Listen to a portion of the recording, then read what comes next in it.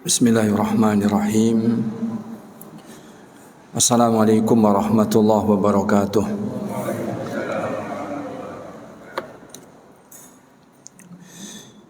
Alhamdulillahi rabbil alamin. Wa bihi nasta'inu ala umurid dunya wa umurid din. Wa nusalli wa nusallimu ala nabiyyina wa habibina Muhammadin wa ala alihi wa sahbihi ajma'in wa man ittaba'a hudahum bi ihsanin ila yaumiddin. Ya ayyuhalladzina amanu taqullaha haqqa tuqatih wa la tamutunna illa wa antum muslimun. Amma ba'du, fala haula wala quwwata illa billahil aliyyil azim. Para bapak dan para ibu, para hadirin, para hadirat, para jamaah sekalian rahimakumullah, bersyukur kepada Allah Subhanahu wa taala pada malam hari ini Allah Azza wa Jalla memberikan taufik kepada kita bisa bermajlis di majlis pengajian kita malam hari ini. InsyaAllah ta'ala kesempatan yang baik yang Allah Azza wa Jalla berikan kepada kita ini kita akan pergunakan dengan sebaik-baiknya untuk kita melanjutkan pelajaran kita pembahasan fikih muamalah dan masih pada bab jual beli. Pada pengajian kita yang terakhir di pertemuan yang lalu telah disebutkan di antara transaksi jual beli yang dilarang itu adalah jual beli yang dilarang karena waktunya, karena tinjauannya adalah waktunya. Jadi berarti memang ada beberapa ya jual beli itu dilarang karena objek yang dijual belikan adalah najis atau haram, maka jual belinya dilarang. Jual beli dilarang karena transaksinya ini merugikan. Jadi karena ada ghish, kecurangan, tipu muslihat, ada gharar, ada yaitu menipu yang menimbulkan kerugian, dan yang lain-lain. Jazakumullah khair. Sehingga jual belinya itu dilarang. Termasuk dilarang transaksi jual beli itu karena mengandung unsur riba sehingga menjadi dilarang. Ada yang jual beli itu dilarang karena waktunya sehingga jual belinya dilarang. Nah, itu pembahasan kita yang terakhir pada pengajian kita yang kemarin, yaitu apa? Jual beli yang dilarang ketika dilakukannya ketika dikumandangkan azan yang kedua untuk sholat Jumat. Kita sudah sebutkan bagaimana hukum dari masalah itu dan sedikit daripada solusi. Dan siapa yang dilarang berjual beli di saat sudah dikumandangkan azan yang kedua dalam sholat Jumat. Kemudian sudah kita sebutkan bahwa kaitan atau hubungan kenapa dilarang di waktu itu karena ada hubungan sholat Jumat yang wajib ditegakkan, dan yang wajib sholat Jumat adalah kaum laki-laki. Sehingga jual beli yang dilarang di saat sudah dikumandangkan azan kedua daripada sholat Jumat adalah apa? Hanya bagi kaum laki-laki. Sehingga kita sebutkan kemarin itu solusinya jika menjelang Jumat ditunaikan, maka baik jika di sip perempuan, atau yang jualan istrinya, atau yang jualan adalah kakak perempuannya atau adik perempuannya, maka yang demikian itu dibolehkan.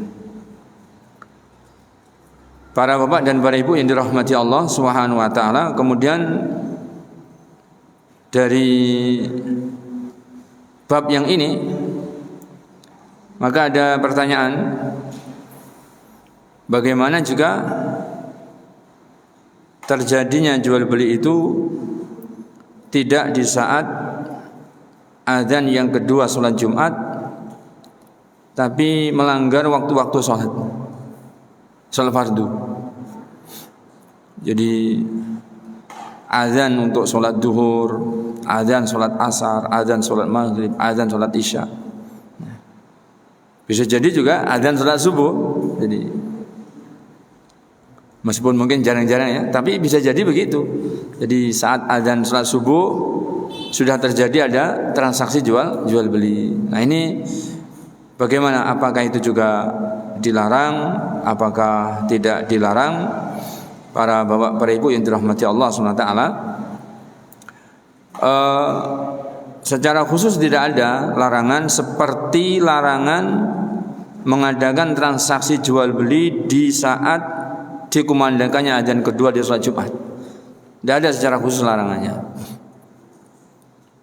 Hanya sholat Jumat ini yang ada larangan secara khusus. Dalam ayat jelas Allah SWT menyebutkan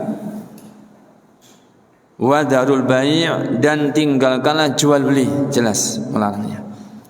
Dalam firman-Nya Subhanahu wa taala, ya ayyuhalladzina amanu idza nudiya lis-sholati min yaumil jum'ah fas'au ila dzikrillah wa darul bai'. Wahai orang-orang yang beriman, jika telah dikumandangkan azan untuk sholat Jumat di hari Jumat, maka bergegas, bersegeralah untuk mengingat Allah, yaitu untuk menuju sholat Jumat, dan tinggalkanlah jual beli. Nah di sini nih. Jadi secara khusus untuk sholat Jumat ini, jual beli di saat adzan sudah dikumandangkan itu dilarang. Dilarang. Allah SWT menjelaskan wadarul bai', dan tinggalkanlah jual beli. Tapi untuk sholat fardu yang 5 waktu, maka tidak ada khusus dalilnya seperti ini. Tapi secara umum, dalilnya adalah secara umum. Allah SWT menyebutkan rijalun la tulhihim tijaratun wa la bai'un an dzikrillahi wa anis salati wa itaiz zakati yakhafuna yawman tataqallabu fihi alqulubu wal absar. Mereka adalah kalangan kaum laki-laki yang mana mereka tidak dikalahkan, tidak dilalaikan dari sebab jual beli mereka, dari sebab perniagaan mereka, sehingga mereka lalai dari mengingat Allah, menegakkan sholat dan menunaikan zakat. Mengapa? Karena mereka adalah kalangan laki-laki yang takut kelak di hari tatkala hati dan mata manusia itu akan dibolak-balikkan, terbelalak, yaitu di hari kiamat. Nah, ayat ini memberikan faedah bahwa orang-orang yang beriman tidak boleh dilalaikan oleh kegiatan ekonominya. Tapi tidak dilarang untuk mengadakan kegiatan ekonomi. Yang tidak boleh adalah jika kegiatan ekonomi itu yang termasuk ekonomi adalah perdagangan, ini melalaikan, berarti tidak menunaikan, atau menunaikan tetapi orang bilang bolong-bolong, atau sedikit yang ditunaikan sehingga yang kebanyakannya tidak ditunaikan. Maka ini termasuk dalam kelalaian, termasuk di dalam firman Allah subhanahu surat Al-Ma'un, orang-orang yang salatnya apa? Alladzina hum an salatihim sahun, yaitu orang-orang yang salatnya lalai dalam salatnya.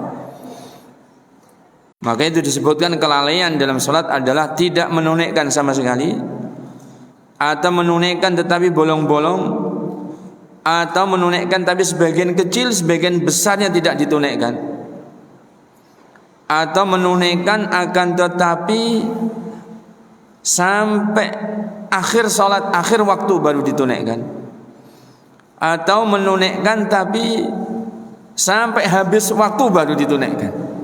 Ini semuanya masuk dalam kategori lalai dalam salat, yang oleh Allah SWT diancam fawailun lil musallin, maka celakalah orang-orang yang salat. Ini masuk di situ, sehingga kaum laki-laki yang perniagaan mereka tidak melalaikan mereka dari berzikir kepada Allah, dari menegakkan salat, dari menunaikan zakat, karena mereka takut kelak yaitu akan dikumpulkan di hari akhir. Berarti selagi perniagaan mereka tidak menjadikan mereka lalai, berarti masih menunaikan, maka tidak mengapa. Maka tidak mengapa. Para bapak, para ibu yang dirahmati Allah SWT, kalau seandainya dikumandangkan azan sehingga azan ini usai kemudian sholat jamaah, tapi dia tidak menegakkannya,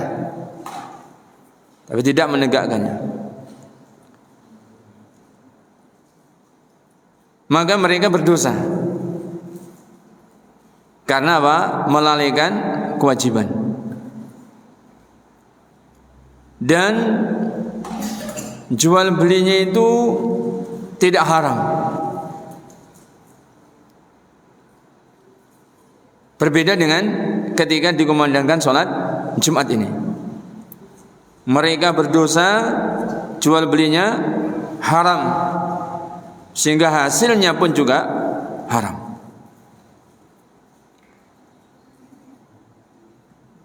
Lah kategori orang yang dia itu tidak menegakkan sholat pada sudah dikumandangkan sholat, maka kategori orang-orang yang lalai, maka mereka berdosa karena lalai dari sholat ini. Mereka lalai dari sholat ini. Para bapak, para ibu yang dirahmati Allah Subhanahu wa ta'ala, kemudian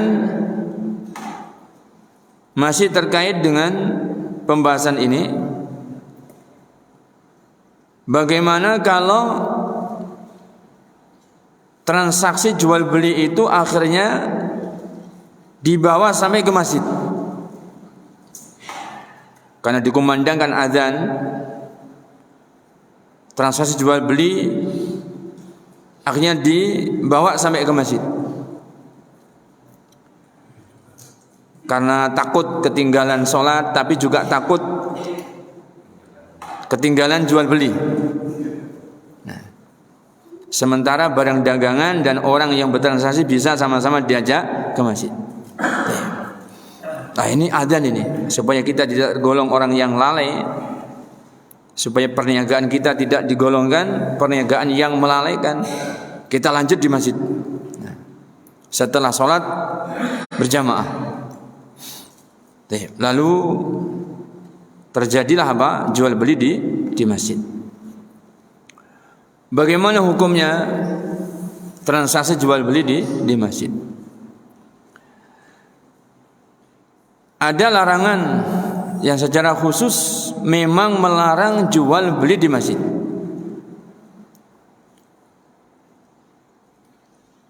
Dalam kitab Bulughul Maram, Al-Hafidz Ibnu Hajar Al-Asqalani menyebut riwayat dari Abu Hurairah radhiyallahu anhu di dalam hadis yang diriwayatkan oleh Imam Abi Dawud, Imam Tirmidzi, dan Imam Tirmidzi mengatakan hadis ini hasan. Dan juga Ibnu Hibban, dalam Sahih Ibnu Hibban juga meriwayatkan hadis ini, di mana Baginda Nabi SAW itu bersabda, "Idza ra'aitum," jika kalian melihat, "alladzi yabi'u aw yabta'u fil masjidi,"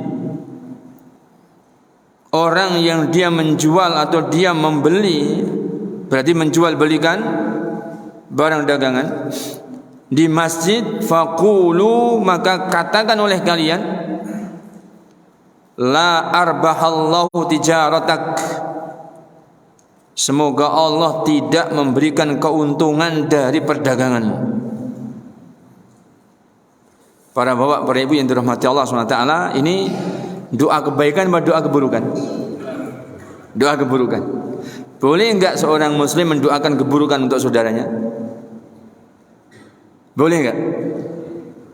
Tidak boleh. Tidak boleh mendoakan keburukan untuk saudaranya. Sedangkan baginda Nabi SAW saja itu diingatkan oleh Allah SWT ketika mendoakan keburukan kepada orang-orang kafir yang mereka membunuh sejumlah para hufat, para qurra, sahabat-sahabat utusan yang mereka itu dibunuh oleh orang-orang kafir, pada mereka termasuk qurra ahli Al-Qur'annya para sahabat. Maka Rasul itu melaknat, mendoakan keburukan untuk mereka, sehingga Allah SWT menegur baginda Nabi SAW dengan firman-Nya, laisa laka minal amri syai'un, ya Muhammad, perkara dan urusannya itu sedikit pun tidak ada padamu. Tetapi ini urusannya sudah Allah SWT, begitu maksudnya. Jadi sudah serahkan kepada Allah SWT, sehingga Allah nanti yang akan membalas, Allah SWT yang akan mengurus urusannya orang-orang yang membantai sahabat-sahabat ahli Al-Quran ini. Artinya tidak boleh mendoakan keburukan. Sehingga mendoakan keburukan untuk saudara muslim tidak boleh. Sampai Syekhul Islam Ibnu Taimiyah rahimahullah ta'ala menasihati muridnya Al-Imam Ibnu Qayyim rahimahullah ta'ala, padahal tidak mendoakan keburukan, tapi memiliki pemahaman waktu itu yang harus diluruskan, karena sedang dialog tanya jawab maksudnya dengan gurunya. Kalau seandainya ada orang ahli maksiat yang biasanya benci dan tidak senang dengan kaum muslimin yang taat, yang menyelisih akidahnya Ahlussunnah wal Jamaah, meninggal, padahal ketika masih hidup seringnya membantah. Nah, padahal akidahnya yang menyimpang, tapi yang lurus-lurus dibantah, gitu maksudnya. Bolehkah merasa senang dengan meninggalnya dia karena nasibnya dia nanti pasti tidak baik? Senang itu gitu. Jadi barangkali wis alhamdulillah, dia sudah mati. Biar dirasakan akibatnya. Nah ini misalnya gitu. Boleh enggak punya pikiran seperti itu? Maka Syekh Ibnu Taimiyah itu menasihati dengan keras kepada muridnya ini.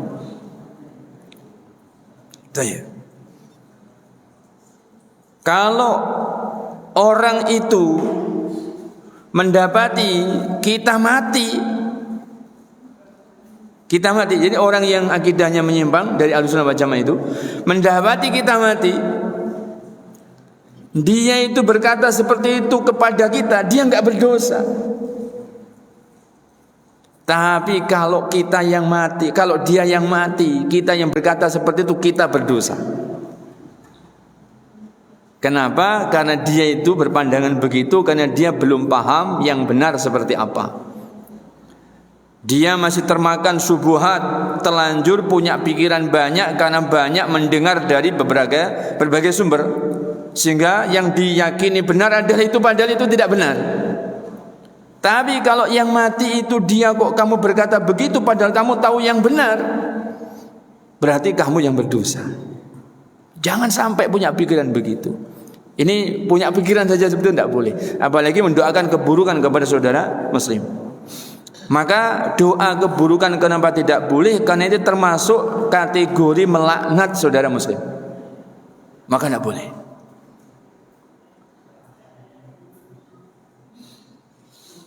Para bapak, para ibu yang dirahmati Allah Subhanahu wa taala, dan baginda Nabi SAW di dalam hadis itu nyata-nyata memerintahkan untuk melaknat.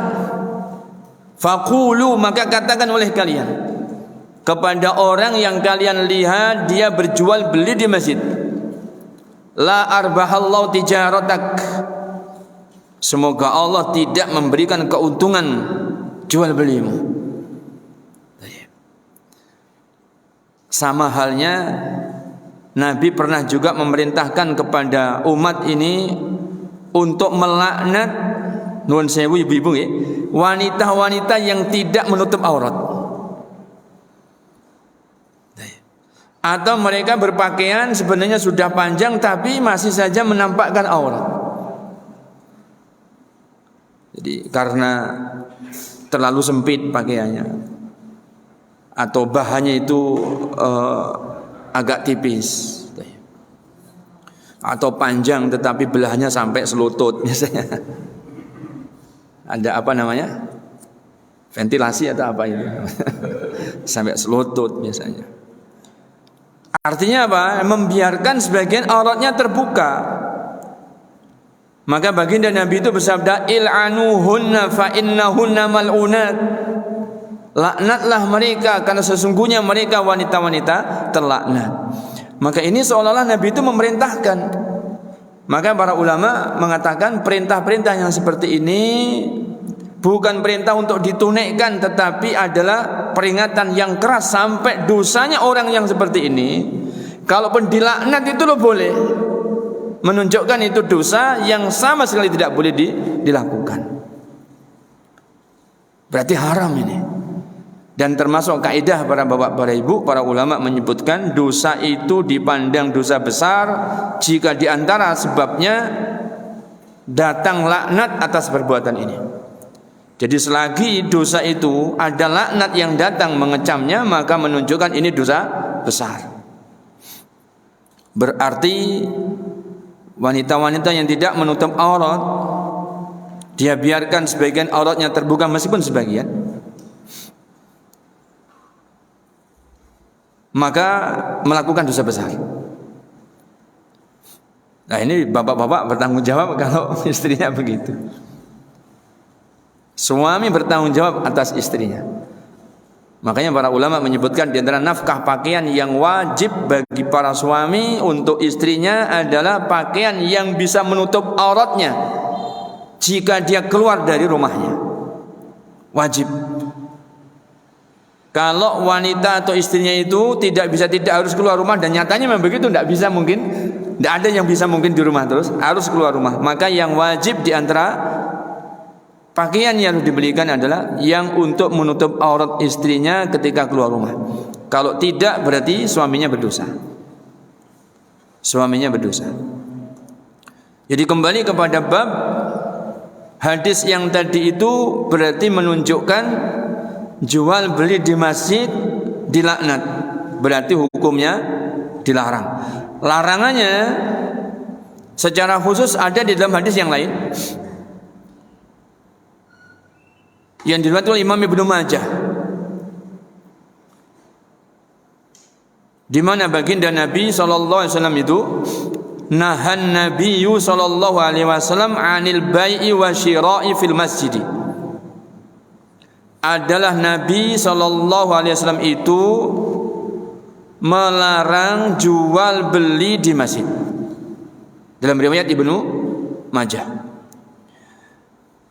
Jadi kalau hadis yang pertama riwayat Imam Tirmidzi, Abi Dawud dan juga Ibnu Hibban menunjukkan bahwa Nabi itu melaknat, sedangkan riwayat yang kedua Nabi melarang. Berarti larangan yang di situ terkandung laknat, menunjukkan itu adalah larangan yang sangat, sekali lagi, maka hukumnya adalah dosa besar.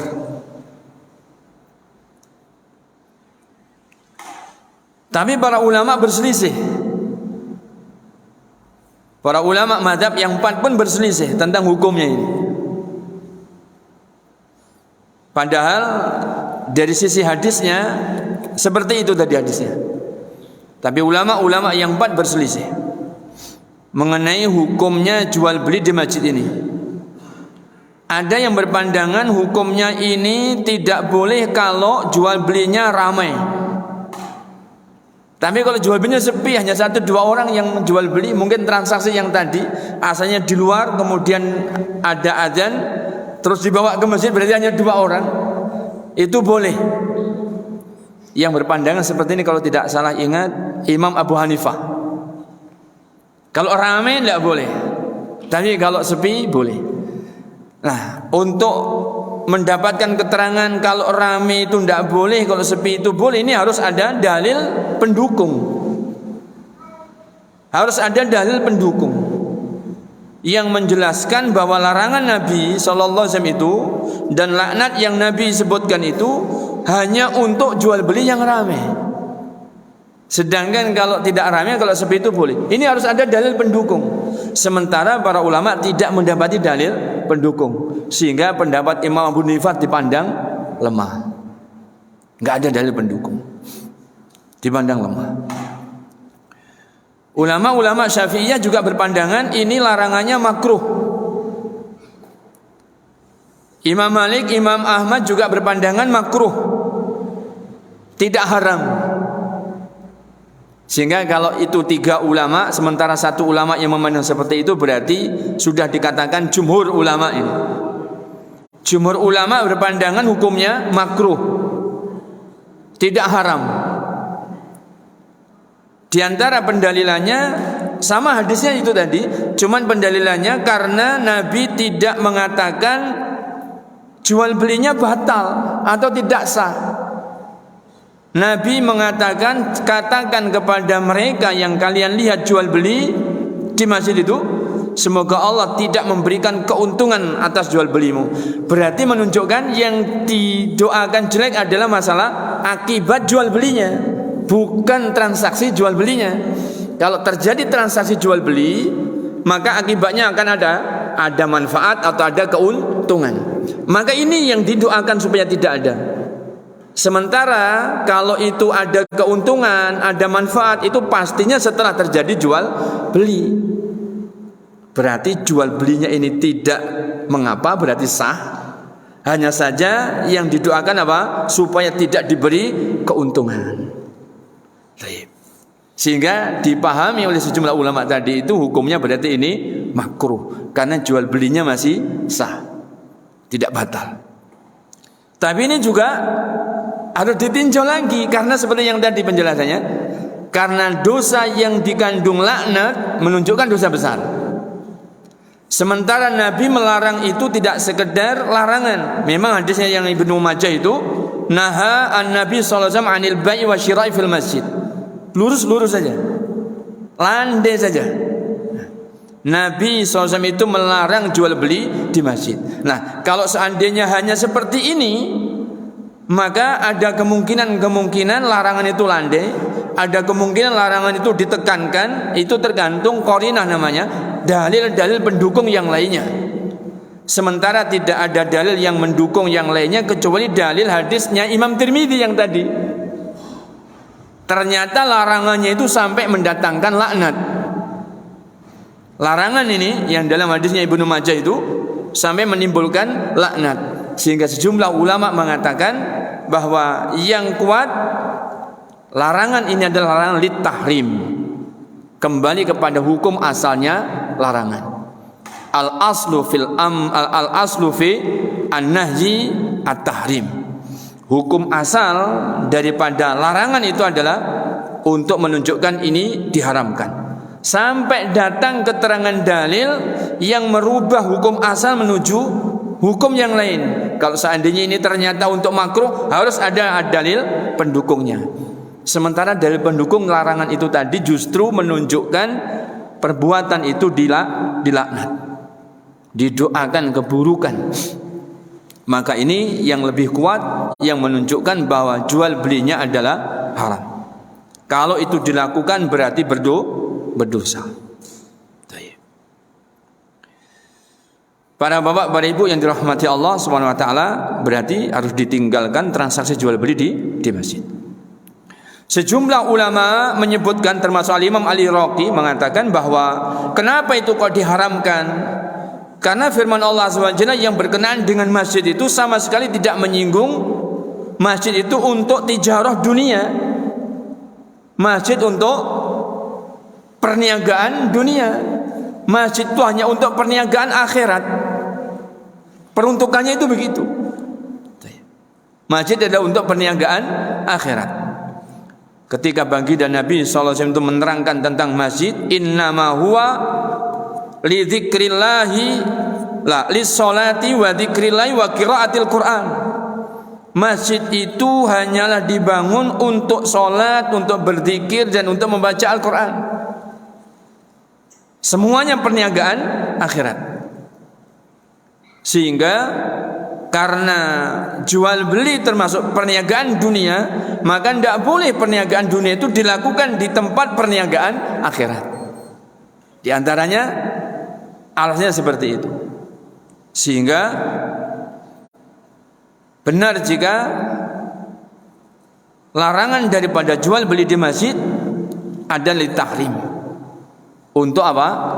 Pengharaman. Para bapak, para ibu yang dirahmati Allah SWT, oleh karenanya harus dihindarkan dan dijauhkan berjual beli di masjid. Lalu bercabang lagi pertanyaan ini, nah masjid itu batasannya mana? Yang tidak boleh jual beli di situ itu di mana? Ini ulama juga berselisih tentang masalah batasan masjid ini. Mulai yang paling luas, sejumlah ulama berpendapat bahwa masjid itu adalah sebidang tanah yang diwakafkan untuk masjid. Berarti tidak semata-mata bangunannya,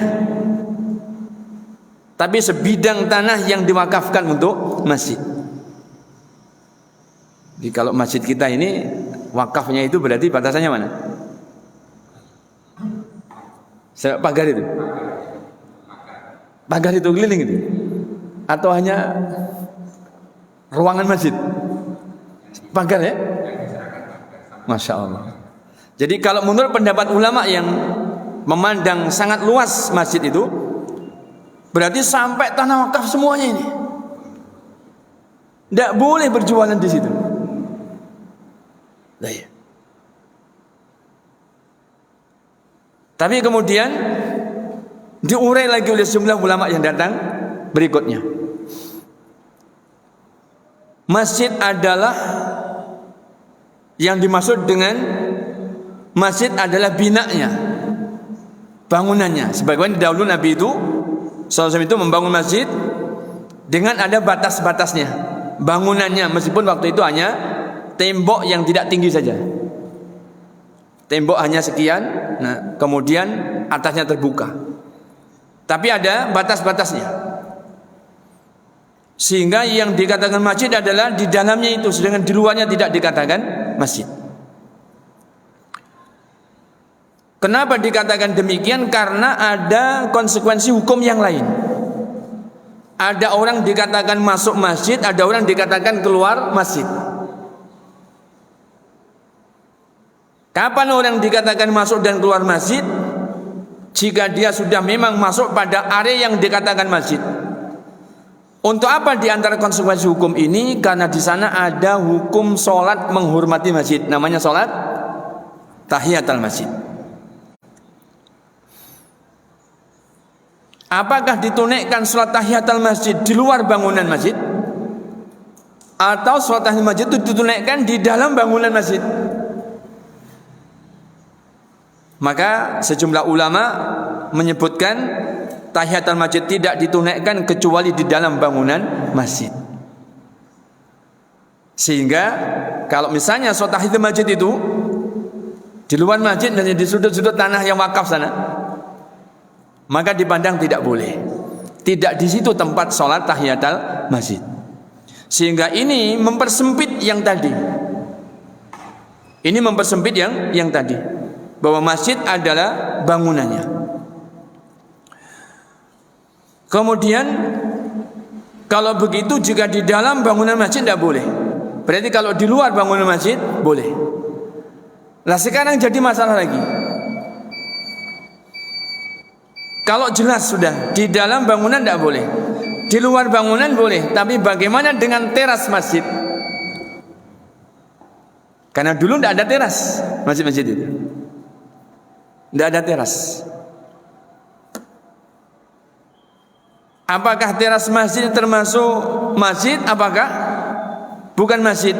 Maka dijelaskan jika teras ini digunakan sholat tahiyatul masjid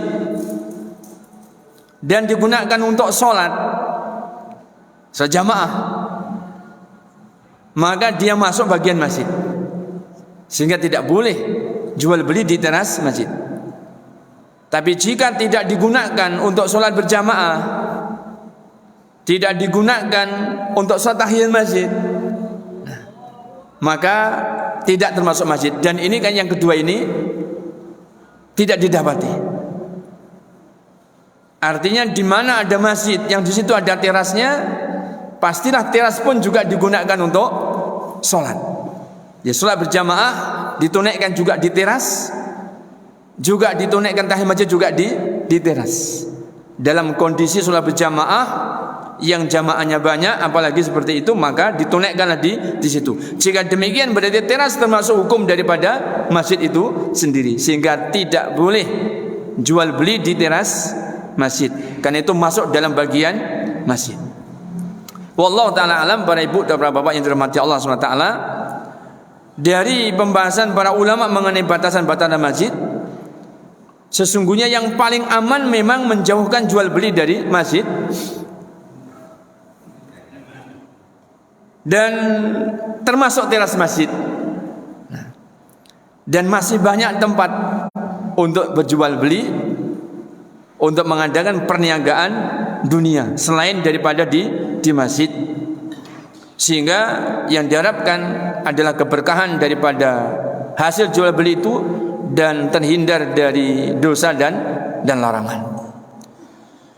Para bapak, para ibu yang dirahmati Allah Subhanahu wa taala, ini barangkali pembahasan terakhir ya, dari transaksi-transaksi jual beli yang dilarang. Sebenarnya kalau kita lihat di buku-buku fikih itu masih ada beberapa jual beli, tetapi sudah terkandung dalam beberapa transaksi jual beli yang sudah kita sampaikan. Sudah terkandung dalam pokok-pokok dari transaksi jual yang sudah kita sebutkan, sehingga mudah-mudahan apa yang kita sampaikan bermanfaat dan menambah wawasan ilmu yang menjadi pegangan kita untuk kita bermuamalah. Semoga keberkahan yang Allah berikan dan dijauhkan dari dosa dan harta-harta yang haram. Ini yang paling pokoknya. Dan insyaallah taala untuk materi yang selanjutnya kita masih pada bab muamalah, tetapi pada bab yang lainnya insyaallah taala. Wallahu taala a'la wa a'lam. Wa salawatullah wa salam ala nabiyyina wa habibina Muhammadin wa ala alihi wa sahbihi wa sallam. Wa akhiru da'wana alhamdulillahi rabbil alamin.